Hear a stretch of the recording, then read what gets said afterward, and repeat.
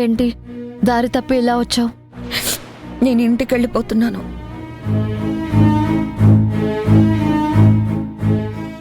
మరొక కొత్త నాటకానికి తెర తీయబోతున్నావా? లేదు పవి, నేను దేనికోసమైతే పాకులాడాను అది నాకు దొరక్కపోగా నేను ఇష్టపడిన వాడే నన్ను అసహించుకునే స్థాయిలో నేనున్నాననే నిజం తెలుసుకున్నాను. ఆది మనసులో నేను దిగజారిపోవడానికి కారణం మాత్రం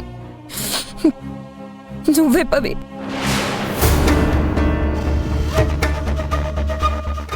నేనేం చేశాను? అయినా ఆది నోటితో నాకు సంజన కావాలని చెప్పిస్తానన్నావు కదా, మరేంటి ఇప్పుడు ఇలా మాట్లాడుతున్నావు? చెప్పాను, పందెం కాశాను, నిజమే.